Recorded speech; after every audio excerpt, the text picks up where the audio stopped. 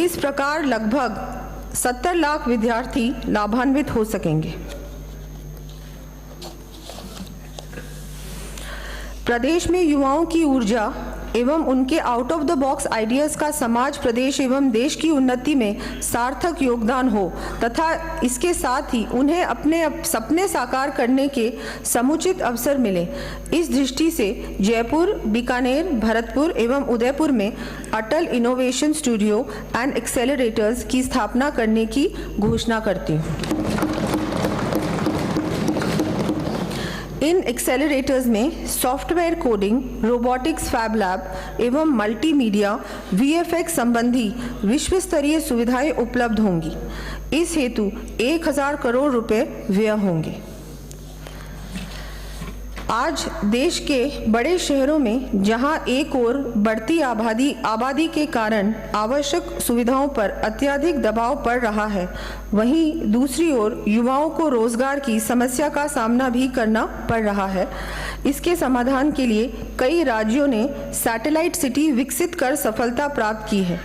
उदाहरण के लिए मुंबई के निकट पुणे, हैदराबाद के निकट साइबराबाद एवं अहमदाबाद के निकट गिफ्ट सिटी की यूटिलिटी और सक्सेस से सभी अवगत है।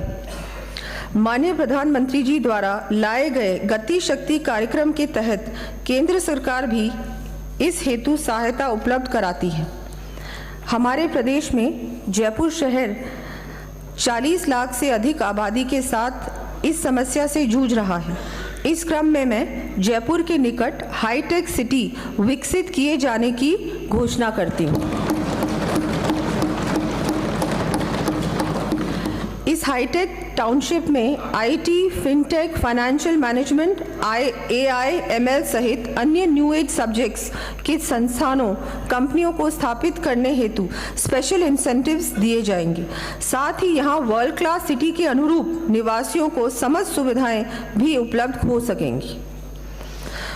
युवाओं के ऑलराउंड पर्सनालिटी डेवलपमेंट में स्पोर्ट्स का अत्यधिक महत्व है।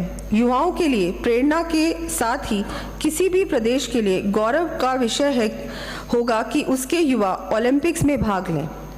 ओलंपिक्स में भाग लेने के लिए प्रदेश के 50 प्रतिभाशाली युवाओं को ट्रेनिंग किट, कोच सहित सभी विश्व स्तरीय सुविधाएं उपलब्ध कराने की दृष्टि से मिशन ओलंपिक्स 2028 की मैं घोषणा करती हूँ। इसके लिए जयपुर में centre of excellence for sports भी स्थापित किया जाएगा। इस हेतु 100 करोड़ रुपए का प्रावधान प्रस्तावित है।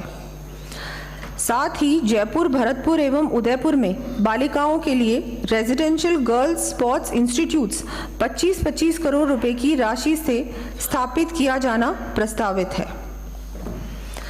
माननीय अध्यक्ष महोदय, जैसा कि विदित है, हमारी केंद्र की सरकार ने महिला सशक्तिकरण की दिशा में ऐतिहासिक कदम उठाते हुए 20 सितंबर 2023 को संसद तथा विधानसभा में महिला आरक्षण का प्रावधान करने हेतु नारी शक्ति वंदन अधिनियम पारित किया है।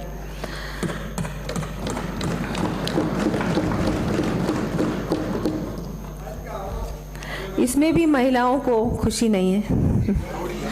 अब यह हमारा दायित्व है कि बालिकाओं को प्रारंभ से ही माननीय सदस्य, अब यह हमारा दायित्व है कि बालिकाओं को प्रारंभ से ही समुचित शिक्षा एवं संबल प्राप्त हो, जिससे वह उन्नति के पथ पर अग्रसर होकर समाज, देश की प्रगति में अपना योगदान दे सकें। इसी दिशा में एक और कदम बढ़ाते हुए गरीब परिवारों की बालिकाओं के जन्म पर 1 लाख रुपए का सेविंग बॉन्ड प्रदान करने हेतु लाडो प्रोत्साहन योजना प्रारंभ किए जाने की मैं घोषणा करती हूँ।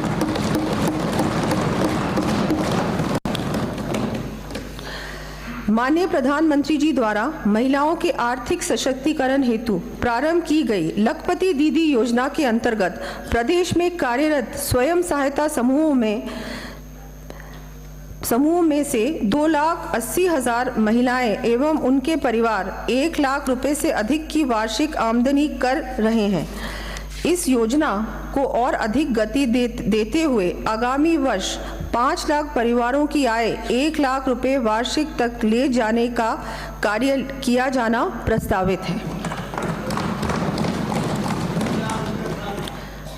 वर्तमान में प्रधानमंत्री मातृ वंदन योजना के अंतर्गत गर्भवती महिलाओं को प्रथम बच्चे के लिए 2 किश्तों में 5,000 रुपए दिए जाने का प्रावधान है। आगामी वर्ष प्रदेश में प्रथम चरण के रूप में इसे बढ़ाकर 6,500 रुपए किए जाने की घोषणा करती हूँ।